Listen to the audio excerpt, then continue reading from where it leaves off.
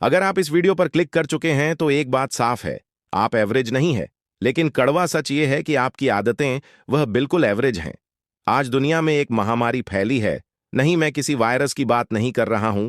मैं बात कर रहा हूं एक दिमागी बीमारी की, जिसका नाम है मीडियोक्रेटी, यानी औसत बने रहने की बीमारी।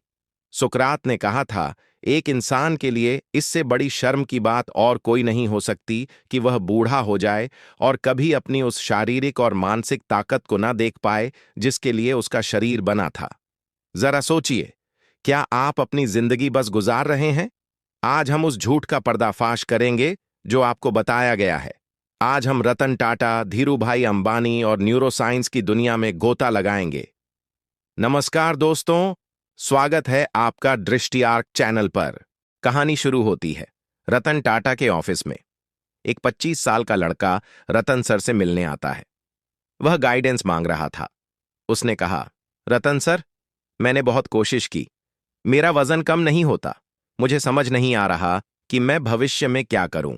कभी सोचता हूं आर्मी ज्वाइन कर लूं, कभी जिम खोलने का मन होता है, कभी बिजनेस करने का। रतन टाटा ने उसे ध्यान से देखा। उनकी आंखों में वह एक्सरे विजन था जो इंसान की रूह को पढ़ लेता है। रतन टाटा कहते हैं, मैंने उससे बस कुछ पर्सनल सवाल किए और 5 मिनट में मुझे सब समझ आ गया। उस लड़के की समस्या उसका वजन नहीं था। उसकी समस्या उसका करियर नहीं था। उसकी समस्या यह थी कि उसने जिंदगी में हथियार डाल दिए थे। जब भी कुछ कठिन होता, वह रास्ता बदल लेता। जब भी दर्द होता, वह पीछे हट जाता। उसके अंदर किसी भी चैलेंज को फेस करने का कॉन्फिडेंस ही नहीं बचा था। और इसे ही कहते हैं मीडियोक्रेटी, बस किसी तरह काम चल जाए वाली सोच। क्या यह कहानी आपको जानी पहचानी नहीं लगती? हम सब एक ऐसी दुनिया में रहना चाहते हैं जहां हमें कोई चैलेंज ना करे। अक्सर स्टूडेंट्स को क्या कहा जाता है, बस उतना ही पढ़ लो जितने में एग्जाम पास हो जाए। बस ऐसी नौकरी ढूंढ लो जहां सुकून हो। हमने कंफर्ट को अपना भगवान बना लिया है।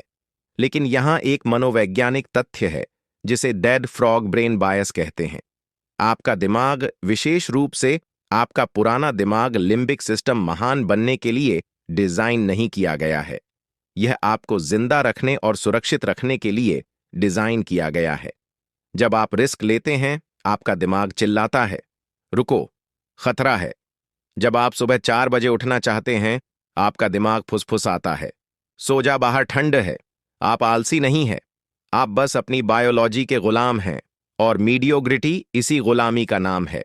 और सच ये है, आप एवरेज लोगों के बीच बेस्ट दिखना चाहते हैं। इसलिए आप अपने आसपास कमजोर लोगों को इकट्ठा कर लेते हैं ताकि आपका अहंकार सुरक्षित रहे। लेकिन किसी ने कहा था, बिकम हु यू आर, वह बनो जो तुम असल में हो। और जो तुम हो वह आराम की मखमल में नहीं, बल्कि संघर्ष की आग में मिलेगा। यह सिर्फ हवाई बातें नहीं है। सिद्धांत यह है, आप जितना दर्द से भागेंगे, जीवन आपको उतना ही अधिक कष्ट देगा। लेकिन अगर आप स्वेच्छा से दर्द को चुनते हैं तो जीवन का कष्ट आपको छू भी नहीं पाएगा। हमने कुछ वीडियोस में बताया है कि आपके दिमाग को रियलिटी और इमेजिनेशन में फर्क नहीं पता। जब आप खुद को बेचारा बोलते हैं तो आपके मिरर न्यूरॉन्स उस लाचारी को सच मान लेते हैं। आप अपने ही दिमाग को हिप्नोटाइज कर रहे हैं फेल होने के लिए। एक ट्रिक बताता हूं, एनिमी विजुअलाइजेशन। अपने दिमाग में एक ऐसे इंसान को इमेजिन करो जो आपसे नफरत करता है। वह चाहता है कि आप फेल हो जाओ। क्या आप उसे जीतने दोगे? कई बार प्यार से ज्यादा ताकत नफरत या जिद में होती है। उस जिद का इस्तेमाल करो। अपनी सफलता से उन्हें गलत साबित करो। महान दार्शनिक ओशो ने कहा था, दर्द को चुनो मत, लेकिन जब वह आए तो उसे गले लगाओ। दर्द तुम्हें शुद्ध करता है। खलील जिब्रान ने लिखा था, तुम्हारा दर्द उस कवच के टूटने की आवाज है जो तुम्हारी समझ को कैद किए हुए है। दोस्तों, मीडियोक्रेटी इसलिए नहीं है कि आप में काबिलियत नहीं है। मीडियोक्रेटी इसलिए है क्योंकि आप दर्द को अपना दुश्मन मानते हैं। जिम में मसल्स कब बनते हैं? जब आप आखिरी रैप्स लगाते हैं। जब फाइबर टूटते हैं। दिमाग कब तेज होता है? जब आप वो किताब पढ़ते हैं जो समझ नहीं आ रही, लेकिन आप फिर भी पढ़ते रहते हैं। न्यूरोसाइंस में एक कॉन्सेप्ट है विनर इफेक्ट। जब आप कोई कठिन काम पूरा करते हैं, चाहे वह कितना भी छोटा क्यों ना हो, आपके दिमाग में टेस्टोस्टेरोन और डोपामाइन का एक ऐसा कॉकटेल रिलीज होता है जो आपके ब्रेन को रिवायर करता है। जीतना एक आदत है और हारना वो भी एक आदत है। जब आप सुबह अलार्म बंद करके दोबारा सोते हैं, आप अपने दिमाग को हारने की ट्रेनिंग दे रहे हैं। तो अब सवाल है, आप इस चक्रव्यूह से बाहर कैसे निकलें? आपको लगता है कि आपको मोटिवेशन की जरूरत है। गोगिंस कहते हैं, motivation is garbage. Motivation petrol की तरह है, जलकर खत्म हो जाता है। आपको इंजन बदलना होगा, आपको अपनी आइडेंटिटी बदलनी होगी। लोग इंतजार कर रहे हैं कि एक दिन उनके दरवाजे पर कोई गिफ्ट आएगा, कोई जादू होगा और उनका माइंडसेट बदल जाएगा। कठोर सच यह है, ऐसा कभी नहीं होगा। आपको संघर्ष करना पड़ेगा। आपको विजुअलाइज करना होगा सपनों को नहीं, बल्कि उस कष्ट को जो रास्ते में आएगा। बीजे फोग, जो स्टैनफोर्ड में बिहेवियरल साइंटिस्ट हैं, कहते हैं बदलाव बड़े फैसलों से नहीं बल्कि सूक्ष्म आदतों, टाइनी हैबिट से आता है। लेकिन गोगिंस का तरीका थोड़ा अलग है। वो कहते हैं, अपने दिमाग को कठोर बनाओ। हर दिन कुछ ऐसा करो जो तुम्हें करना पसंद नहीं है। क्या तुम्हें ठंडे पानी से नहाना पसंद नहीं तो रोज नहाओ। क्या तुम्हें पढ़ना पसंद नहीं तो रोज 10 पन्ने पढ़ो। क्यों? ताकि तुम अपने फ्रॉग ब्रेन को बता सको कि मालिक कौन है। क्या आप जानते हैं कि नासा जब अंतरिक्ष यात्रियों को चुनता है तो वह उनकी सफलताएं नहीं गिनता। वह यह देखता है कि वह अपनी असफलताओं से कैसे उभरे। वह ग्रिट यानी दृढ़ता ढूंढते हैं, टैलेंट नहीं। अब मैं चाहता हूं कि आप मेरी बात बहुत ध्यान से सुने। यह वीडियो खत्म होने वाला है, लेकिन आपकी लड़ाई अब शुरू होगी। डेविड गोगिंस जब 300 पाउंड के थे, वह हर रात शीशे के सामने खड़े होकर खुद को गाली देते थे। वो इसे अकाउंटेबिलिटी मिरर कहते थे। वह खुद से झूठ नहीं बोलते थे कि मैं हेल्थी हूं। वह कहते थे, तुम मोटे हो, तुम आलसी हो और तुम अपनी जिंदगी बर्बाद कर रहे हो। आपको भी आज रात यही करना है। खुद से मीठी बातें करना बंद करो। सेल्फ लव के नाम पर खुद को धोखा देना बंद करो। सच्चा सेल्फ लव यह है कि आप खुद से इतनी मोहब्बत करें कि आप खुद को एवरेज बनकर सड़ने ना दें।